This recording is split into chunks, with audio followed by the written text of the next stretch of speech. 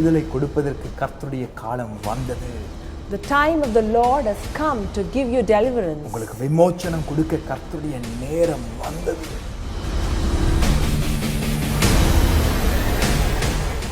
சாத்தியமற்றவைகளை சாத்தியமாக்கும் இயேசு கிறிஸ்துவின் இணையற்ற நாமத்தில் உங்கள் ஒவ்வொரு பேரையும் வாழ்த்தி இன்றைக்கு இந்த நிகழ்ச்சிக்கு வரவேற்கிறோம். We greet you all in the name of Jesus, who can turn all your impossibilities into possibilities. இன்றைக்கும் இந்த சாத்தியம் என்கிற நிகழ்ச்சியின் வழியாக உங்கள் ஒவ்வொரு பேருடைய இல்லங்களிலே உங்களை சந்திப்பதிலே பெருமகிழ்ச்சி அடைகிறோம். It's such a great joy for us to meet you all at your homes today through this program called It's Possible. கடந்த நாட்களிலே தேவன் உங்கள் வாழ்விலே செய்த நன்மைகள், உங்களுடைய சாட்சிகள், உங்களுடைய ஜெப விண்ணப்பங்களை நாங்கள் வாசிக்க, அதற்காக ஜெபிக்க, அதற்காக தேவனுக்கு நன்றி செலுத்த தேவன் எங்களுக்கு கிருபை செய்தார். Last days we have been listening to all your testimonies, all your experiences.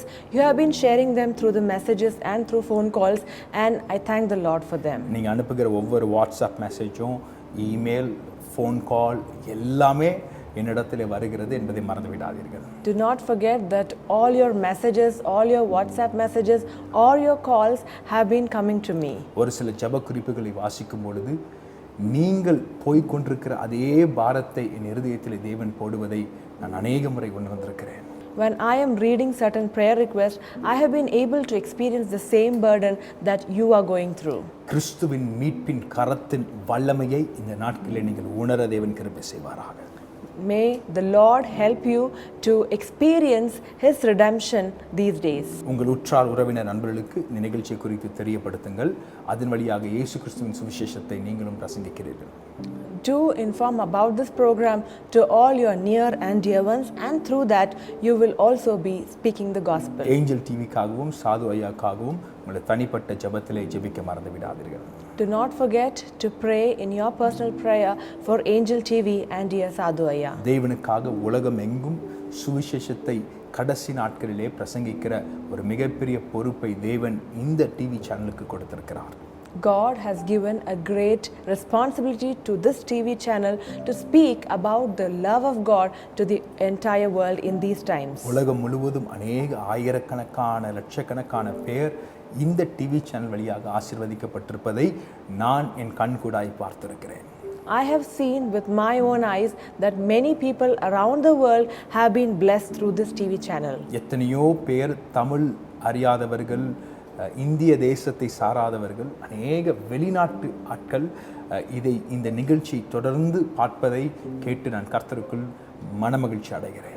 I have thanked and rejoiced in the Lord when the programs of this channel have been telecasted worldwide, and people who doesn't know to speak Tamil have been learning about these programs.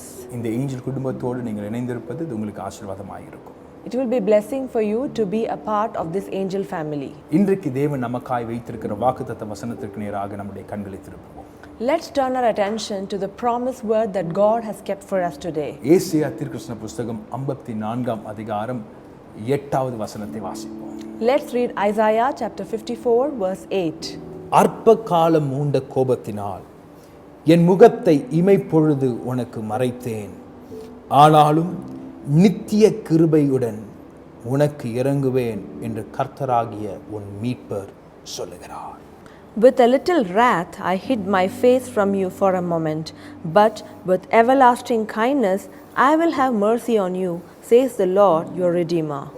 நித்திய கிருபையுடன் உனக்காய் இறங்குவேன் என்று உன் மீட்பர் சொல்லுகிறார். With everlasting peace I will come down to you, says your Redeemer. நித்திய கிருபையுடன் உனக்காய் இறங்குவேன் என்று உன் மீட்பர் சொல்லுகிறார். With everlasting kindness I'll come down to you, says your Redeemer. நித்திய கிருபை, everlasting kindness. அப்படி என்றால் அளவற்ற கிருபை. That means a kindness which doesn't have a limit. வார்த்தைகளினால் வர்ணிக்க முடியாத தேவனுடைய கிருபை. It's a kind of kindness that you cannot express through words. தேவன் சொன்னார், என் முகத்தை இமைப்பொழுது நான் மறைத்தேன். God said, I have hid my face for a moment. என்னுடைய முகம் மறைக்கப்படுவதோ இமைப்பொழுதாய் இருக்கலாம். Maybe my face is hid for a mere moment. ஒரு நொடியாய் இருக்கலாம். It might be for a second. ஆனால் காலத்திற்கு நான் இறங்குவேன். but forever and ever I will come down. நல்லா கவனிக்கணும். You must observe carefully. தேவனுடைய கோபத்தை விட தேவனுடைய கிருபை பெரிதாய் இருக்கிறது. The kindness of the Lord is far greater than the anger of God. தேவனுடைய இரக்கம் பெரிதாய் இருக்கிறது.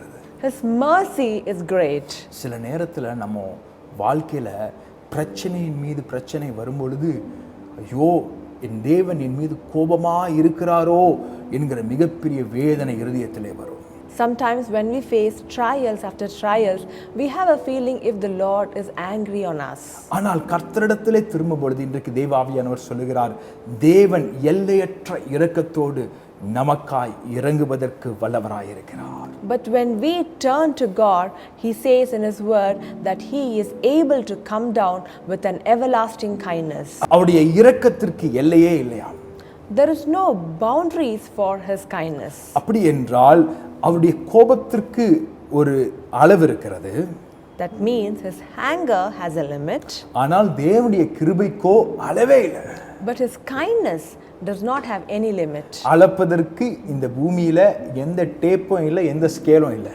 There is no scale or tape to measure His kindness. இது இப்படிப்பட்ட சூழ்நிலை, இப்படிப்பட்ட நினைப்பு எப்போ வருகிறது? When does these situations come? நாம் எப்பொழுது தேவன் முகத்தை மறைத்தது போல் நாம் தோணுகிறோம்? When do we face a situation as if God is hiding His face from us? வேதனையின் மீது வேதனை வரும்பொழுது, When we face trials after ஒரு trials, மோசமான சூழ்நிலையிலிருந்து ஒரு தாங்க முடியாத சூழ்நிலைக்குள் செல்லும் பொழுது, when we move from a bad situation to a worst situation, கடினமான சூழ்நிலையிலிருந்து மிகவும் பாதகமான சூழ்நிலைக்குள் செல்லும் பொழுது, when we move from a very difficult situation to the most worst situation. இஸ்ரவேல் ஜனங்களும் அப்படிப்பட்ட சூழ்நிலைக்குள் சென்றார்கள். Even the people of Israelites faced the same situation. அவங்களுக்கு வேதனையின் மீது வேதனை கூடிக்கொண்டே இருந்தது. They had pain after pain coming in. விடுதலைக்காக போராடினார்கள், ஆனால் விடுதலைக்கு பதிலாக வேதனை வந்தது.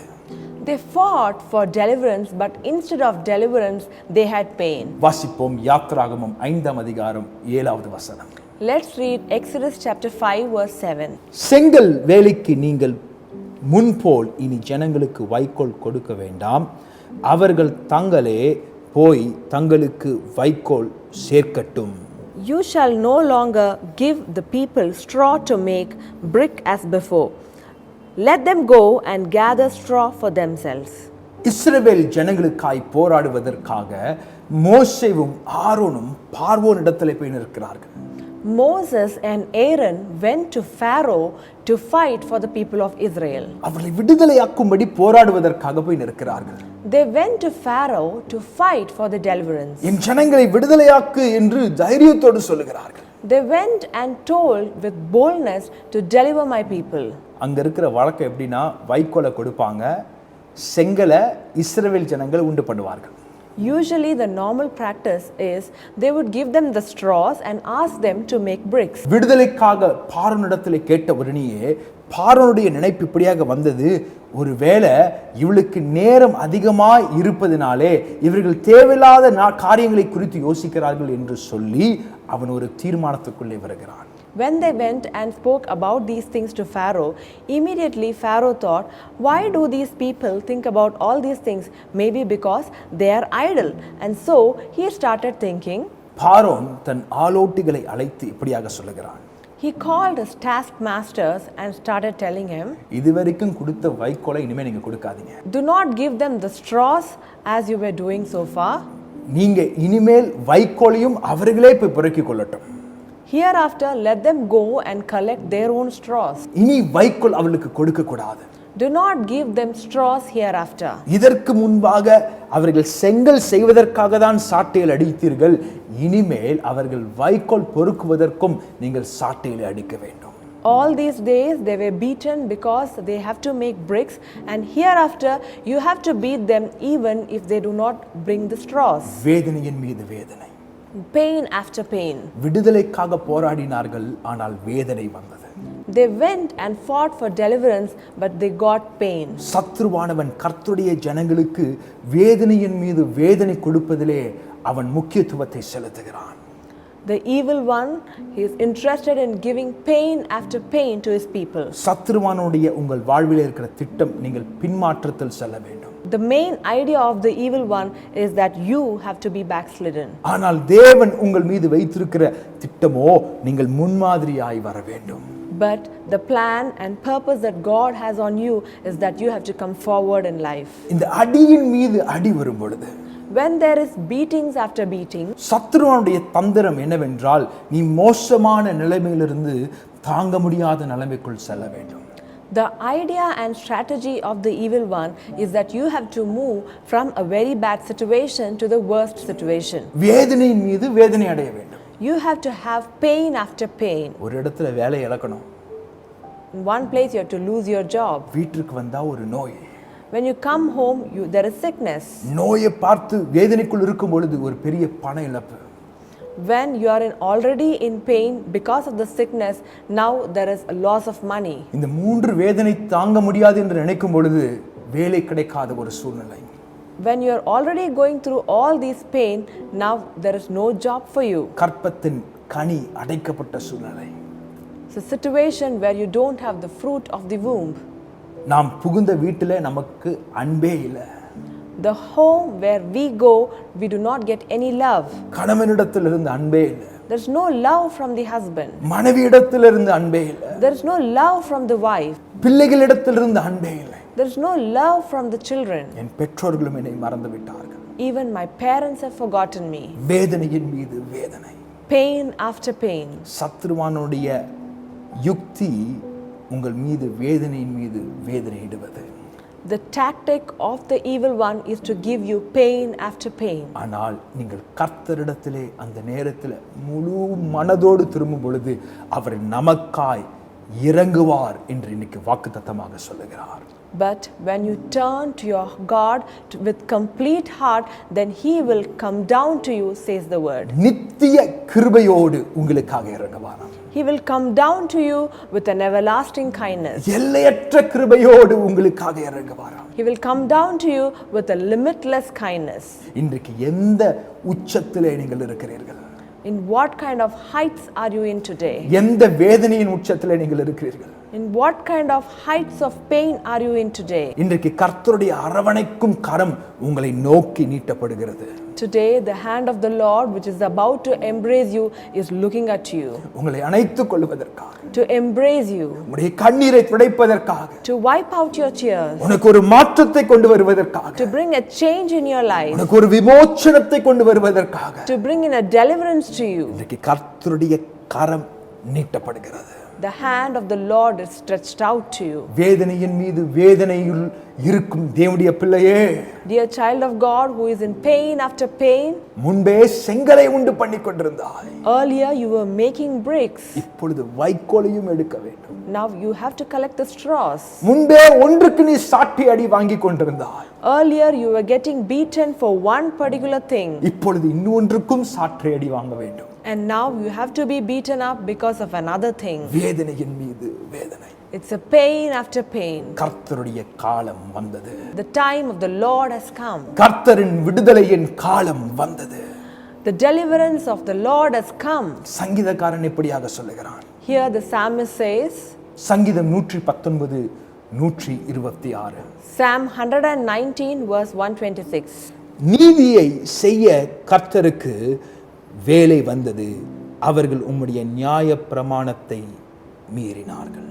It is the time for you to act, O Lord, for they have regarded your law as void.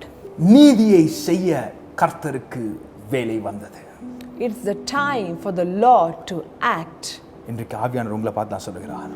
Today the Spirit of the Lord is looking at you and telling you, நீதியை செய்கிறதுக்கு கர்த்தருடைய காலம் வந்துருச்சு.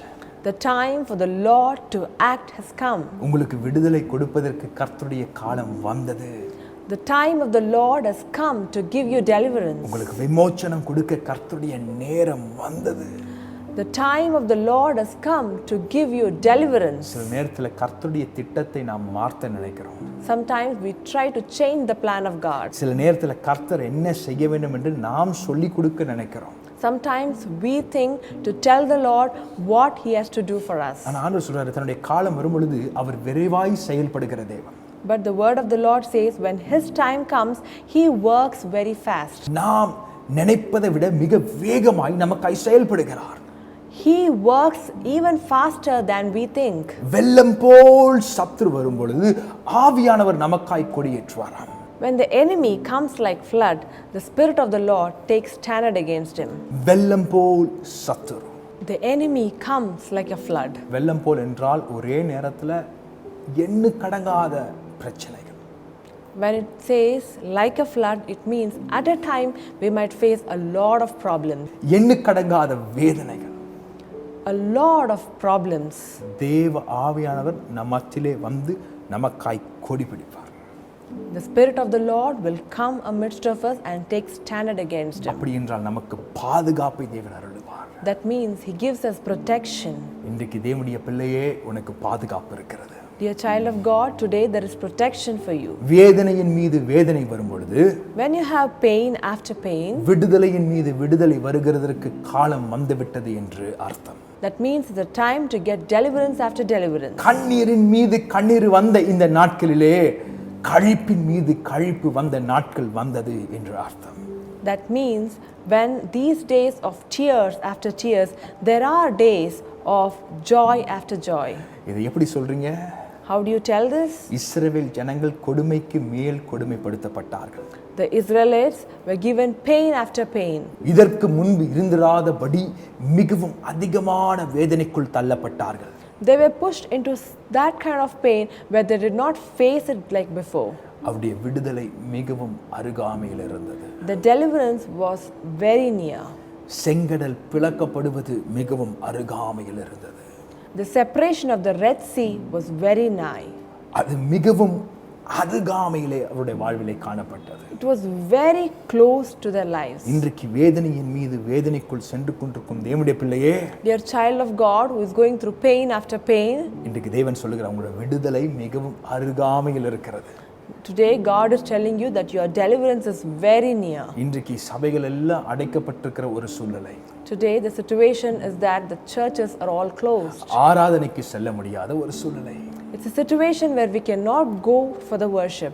தேவனுடைய சபை சிறுமைப்படுத்தப்படுகிற ஒரு நாட்களிலே நாம் காணப்படுகிறோம். We are at those times where the church of God has been put down. அநேக வேதனைக்குள்ளே நாம் சென்று கொண்டிருக்கிறோம். We have been going through a lot of problems. இதற்கு அர்த்தம் என்னவென்றால், The meaning of this is தேவனுடைய சபையின் மகிமையின் நாட்கள் மிக அருகாமையில் இருக்கிறது. the days of the glory of the church is very near. முந்தின சபையின் மகிமையை விட இனிமேல் வரப்போகிற சபையின் மகிமை அது மகத்துவமாக இருக்க போகிறது. The glory of the church which is going to come is much greater than the glory of the church that was behalf. இதையே தான் தேவன் உங்களுக்கும் சொல்லுகிறார். This is what God is telling you as well. நீங்கள் தான் தேவனுடைய சபையாக இருக்கிறீர்கள். You are the church of God. உங்களுடைய கடந்த நாட்களின் மகிமையை விட Than the glory that you had before, கடந்த நாட்களிலே இருந்த உயரத்தை விட than the days of greatness before, கர்த்தர் வருகிற நாட்களிலே இன்னும் மேன்மையான தலங்களை தரப்போகிறார். God is going to give you greater heights in the days to come. கடந்த நாட்களிலே இந்தோனேஷியா என்கிற தேசத்திற்கு கர்த்தருடைய ஊழியத்தை செய்வதற்காக ஒரு 3 வருடத்திற்கு முன்பாக நான் சென்றிருந்தேன். 3 years ago, I had been to Indonesia for the Lord's work. அந்த இடத்திலே ஒரு தாய் தகப்பனார் தன்னுடைய குழந்தையை தூக்கி கொண்டு வந்து என்னை சந்திப்பதற்காக ஜெபிப்பதற்காக கொண்டு வந்தார்கள். A parent brought their child to meet me and pray for the child. அந்த குழந்தைக்கு இருந்த பிரச்சனை ஒரு cancer. And this child had cancer. Leukaemia என்று சொல்லப்படுகிற ஒரு கொடிய நோயினால் இந்த குழந்தை பாதிக்கப்பட்டிருந்தது. This child was going through a cancer called leukemia. அந்த குழந்தையை கொண்டு வந்து என்னுடைய கரத்திலே வைத்துவிட்டு அவர்கள் ஓ என்று அழ ஆரம்பித்தார்கள். They gave the child in my lap and they started crying loudly. அவளுக்கு ஆறுதல் சொல்வதற்கு வார்த்தையே இல்லை. I did not have words to comfort them. அவளுக்கு ஒரே மகன். They had the only son. அந்த மகன் இந்த நோயினாலே பாதிக்கப்பட்டிருக்கிறான். And this son was affected by this disease. இனி என்ன செய்வது என்று தெரியவில்லை. They did not know what to do. அப்புறம் அவர்கள் இப்படியாக சொன்னார்கள். And they came and told me, எங்களுடைய வாழ்க்கையில வேதனையின் மீது வேதனைக்குள் நாங்கள் சென்று கொண்டிருக்கிறோம். we have been going through pain after pain in our life. என்னுடைய வியாபாரத்தை நாங்கள் இழந்து விட்டோம். We have lost our business. எங்களுடைய வருமானத்தை இழந்து விட்டோம். We have lost our income. ஒரே ஒரு மகன் தான் இருக்கிறான். And we have just one son. இன்றைக்கு அவனும் நோய்வாய்ப்பட்டிருக்கிறான். And even today he is sick. மரணம் எப்போ வரும்னு தெரியல. We do not know when the death will come. மருத்துவர்கள் கைவிட்டு விட்டார்கள். The doctors have washed their hands. வேதனையோடு அந்த கண்ணீரோடு அந்த தாயால் அழ ஆரம்பித்தார்கள்.